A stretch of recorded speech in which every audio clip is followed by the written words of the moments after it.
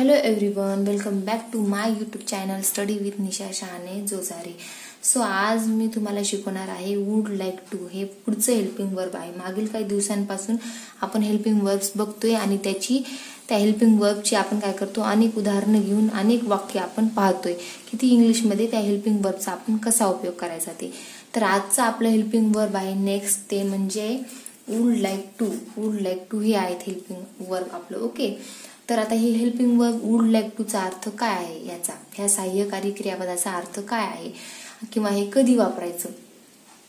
जेव्हा आपण समजा एखादी गोष्ट म्हणजे एखादी इच्छा व्यक्त करतो की मला हे करायला आवडेल, मला ते करायला आवडेल, मला बोलायला आवडेल, मला एखादी गोष्ट समजा चहा घ्यायला आवडेल, मला विश्रांती करायला आवडेल, म्हणजे एखाद्या बोलताना वाक्यामध्ये जेव्हा आपण असं म्हणतो की मला आता हे करायला आवडेल म्हणजे इच्छा व्यक्त करतोय आपण की मला हे करायला आवडेल, मला बाहेर जायला आवडेल, मला कार घ्यायला आवडेल.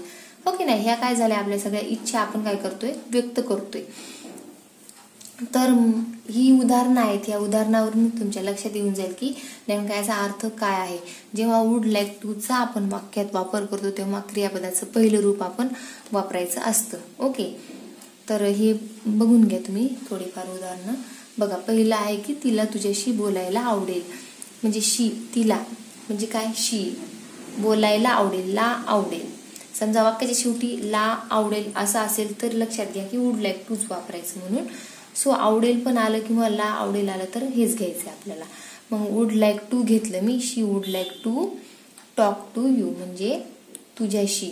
बोलणे, बोलायला, बोलणे, ह्याच्यासाठी बोलणे म्हणजे टॉक घेतलं की नाही मी, टॉक नंतर काय घेतलं टू यू म्हणजे तुझ्याशी, टू यू म्हणजे तुझ्याशी घेतलं. So she would like to talk to you. मला नेक्स्ट आहे मला थोडा चहा घ्यायला आवडेल. सो इंग्लिशमध्ये बघा की आय वुड लाईक टू, आवडेलसाठी वुड लाईक टू घेतलं. हॅव म्हणजे घेणे, इथं हॅवचा अर्थ काय आहे, घेणे आहे. ओके, चहा घ्यायला हॅव सम टी म्हणजे घेणे घेतलाय. घेणे हॅवचा अर्थ काय घेतलाय आपण इथे, घेणे घेतलाय. ओके, सो थोडा चहासाठी मी काय घेतलं, सम टी घेतलं. ओके, हॅव सम टी म्हणजे थोडा चहा घेणे. मला थोडी विश्रांती घ्यायला आवडेल, सेम तसंच आहे. आय वुड लाईक टू घेतलं, वुड लाईक टू घ्यायचंय आपल्याला. आणि हॅव सम, इथं पण हॅवचा अर्थ काय आलाय, घेणेच घेतलेला आहे. ओके, सो सम रेस्ट म्हणजे थोडी विश्रांती, सम रेस्ट थोडी विश्रांती. मला तुझा सल्ला घ्यायला आवडेल, आय वुड लाईक टू तुझा सल्ला घ्यायला, घेणे घ्यायला ह्याचं काय म्हणतो आपण इंग्लिशमध्ये. आता इथं हॅव घेतलं होतं आपण, हो की नाही, पण इथं आपल्याला काय घ्यायचंय, टेक घेतलंय मी. टेक म्हणजे सुद्धा काय, घेणे. Okay, so take your advice म्हणजे तुझा सल्ला. मला तुझी परवानगी घ्यायला आवडेल, सेमच आहे. I would like to take, take घ्यायला, घेणे म्हणजे काय टेक. आवडेलसाठी वुड लाईक टू घेतलं, टेकसाठी घेणे किंवा घ्यायलासाठी टेक घेतलं आणि तुझी परवानगीसाठी काय घेतलं, युअर परमिशन. मला तुझी मैत्री करायला आवडेल, सो मलासाठी आय घेतलंय. नेहमीप्रमाणे आवडेलसाठी वुड लाईक टू घेतलंय, इतकं घ्यायचं आपल्याला वुड लाईक टू से. आणि नंतर बघा मैत्री करायला, मैत्री करणे याला काय म्हणतो आपण इंग्लिशमध्ये, मेक अ फ्रेंडशिप. ओके, ह्याच्यासाठी मेक फ्रेंडशिप घेतलं आणि तुझ्यासाठी काय घेतलं, विथ यू घेतलं. So I would like to make friendship with you. मला तुझ्यासोबत बाहेर जायला आवडेल, आय घेतले. मलासाठी मी बघा आय, आवडेलसाठी वुड लाईक टू घेतलं. जायला म्हणजे जाणे, जाण्यासाठी गो घेतलंय. बाहेरसाठी आऊट घेतले आणि तुझ्यासोबतसाठी काय घेतलं, विथ यू घेतलं. आम्हाला पुन्हा भेट द्यायला आवडेल, आम्हालासाठी काय घेतलं, तर वी घ्यायचे, मी घेतलं इथं. ओके, इथं वी घ्या. ओके, सो आम्हालासाठी मी वी घेतलं. द्यायला आवडेलसाठी वुड लाईक टू घेतलंय. भेट देणे म्हणजे काय म्हणतो आपण इंग्लिशमध्ये, त्याला व्हिजिट म्हणतो. ओके, व्हिजिट करणे म्हणतो ना आपण इंग्लिशमध्ये, त्याला आपण मराठीत भेट देणे म्हणतो. पुन्हासाठी मी काय घेतलं, अगेन घेतलं. So we would like to visit again. किती सोपी वाक्य, तुम्हाला इझिली लक्षात येऊन जातील ही वाक्य. फक्त तुम्हाला काय करायचं, हे सहाय्य क्रियाकारी क्रियापद जी आहेत, ही हेल्पिंग वर्ब जी आहेत ती बघायची, तर त्याचा अर्थ हे तुम्हाला गोष्टी पाठ करून ठेवायच्यात. म्हणजे बोलताना तुम्हाला ह्यांचा काय करायचा आहे, वापर करायचा आहे. वापर केल्यावर हे सगळं तुमच्या लक्षात इझिली राहून जाईल. आता नेक्स्ट आहे ते म्हणजे आहे युजर टू. युजर टू हे नेक्स्ट आपलं हेल्पिंग वर्ब. हे आपण कधी वापरायचं, आता जेव्हा समजा आपल्याला भूतकाळात एखादी गोष्ट करण्याची सवय होती पण आता ती सवय नाहीये, म्हणजे वर्तमान काळात म्हणजे प्रेझेंट टेन्स मध्ये नाहीये, पास्ट टेन्स मध्ये. म्हणजे आधी तुम्ही एखादी गोष्ट रोज करायचा किंवा एखादी क्रिया रोज करायचा, पण आता तुम्ही ते करत नाहीये.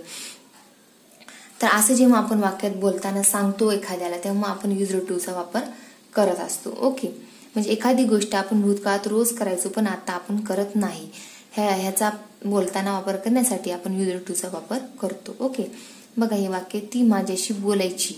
आता समजा ती माझ्याशी बोलायची पण आता ती माझ्याशी बोलत नाहीये. ओके नाही, किंवा ती या शाळेत शिकायची पण आता ती या शाळेत शिकत नाहीये. ओके नाही, भूतकाळातल्या ह्या काय आहेत, गोष्टी आहेत किंवा क्रिया आहेत किंवा सवयी आहेत. मी या वसतिगृहात राहायचो पण आता मी या वसतिगृहात राहत नाही. तो इथे काम करायचा, एखादा व्यक्ती असेल तो इथे काम करायचा पण तो आता इथे काम करतोय का, नाही. ती क्रिकेट खेळायची, आम्ही एकत्र जेवायचो, आम्ही खूप मज्जा करायचो पण आता करत नाही मज्जा. असं म्हणजे हे जे वाक्य जे आहेत ह्याच्यावरून तुमच्या लक्षात येऊन जाईल की युजर टू चा कधी आपल्याला वापर करायचा आहे ते. ओके, बघा ती माझ्याशी बोलायची, सो तीसाठी मी काय घेतलं, शी घेतलं. लगेच वाक्याच्या शेवटी आले मी बोलायची साठी काय घेतले, युजर टू घेतलं, बोलणे. ओके नाही, बोलण्यासाठी काय घेतलं मी, टू. टॉक घेतलं, माझ्याशी काय घेतलं, टू मी घेतलं. ती या शाळेत शिकायची म्हणजे ती साठी शी घेतलं, मग शिकायची. ओके नाही, म्हणजे हे आता बोलायचे म्हणून मी युजर टू घेतले, शिकण्यासाठी मी टू लर्न घेतले आणि या शाळेसाठी इन दिस स्कूल घेतलं. ओके, मी या वसतिगृहात राहायचो, मी साठी मी आय घेतलं, राहायचो. ओके नाही, पण आता राहत नाहीये म्हणून यासाठी युजर टू घेतलं. राहण्यासाठी लिव्ह घेतलं आणि या वसतिगृहात इन दिस हॉस्टेल. तो येथे काम करायचा, तो साठी मी ही घेतलं, करायचा. युजर टू घेतलं, कामसाठी वर्क घेतलं, येथे साठी मी हिअर घेतलं. ती क्रिकेट खेळायची, ती साठी शी घेतले, खेळायची. म्हणजे शेवटी ची, चा, चो एखादी गोष्ट करायची म्हणलं की काय घ्यायचं, युजर टू घ्यायचे. सो युजर टू घेतलं. खेळण्यासाठी खेळायची, खेळण्यासाठी मी प्ले घेतलं आणि क्रिकेटसाठी क्रिकेट घेतलं. आम्ही एकत्र जेवायचो, मग आम्ही साठी काय घेतलं मी, वी घेतलं. वी म्हणजेच आम्ही. जेवायचो साठी युजर टू घेतलं, जेवायचो, जेवणे ह्याच्यासाठी काय घेतलं, ईट घेतलं. एकत्र साठी काय, टुगेदर. टुगेदर म्हणजे एकत्र. We use to eat together. आम्ही खूप मज्जा करायचो. आपण बोलतो ना असल्या प्रकारची वाक्य आपण नेहमी बोलतो, हो की नाही. सो बघा, आम्ही साठी मी वी घेतलं, करायचो युजर टू घेतलं. मज्जा करण्याला काय म्हणतो आपण, have a lot of fun. म्हणजे खूप मज्जा करणे ह्याला आपण काय म्हणतो, have a lot of fun. Fun म्हणजे मज्जा. ओके नाही, खूप मज्जा करण्याला आपण इंग्लिशमध्ये काय म्हणतो, have a lot of fun. आम्ही येथे गप्पा मारत बसायचो. आम्ही साठी मी वी घेतलं, बसायचो साठी युजर टू घेतलं. मारत बसणे, गप्पा मारत बसणे. ओके, म्हणजे मारत बसणे. सिट अप घेतलं किंवा बसून राहणे ह्याला आपण काय म्हणतो इंग्लिशमध्ये, सिट अप म्हणतो. मग येथे गप्पा म्हणजे येथेसाठी मी हिअर घेतलं आणि गप्पासाठी काय घेतले मी, चॅटिंग घेतलं. चॅट करणे म्हणजे गप्पा करणे. ओके नाही. आम्ही उशिरा झोपायचो. आम्ही साठी मी वी घेतलं, झोपायचो म्हणजे युजर टू घेतलं. झोपण्याला आपण स्लीप म्हणतो म्हणून स्लीप घेतलं. उशिरा म्हणजे लेट घेतलं. We used to sleep late. तर ही झाली आपली थोडीफार वाक्य. आता ही हेल्पिंग वर्ब झाली. आज मी 2 घेतली हेल्पिंग वर्ब.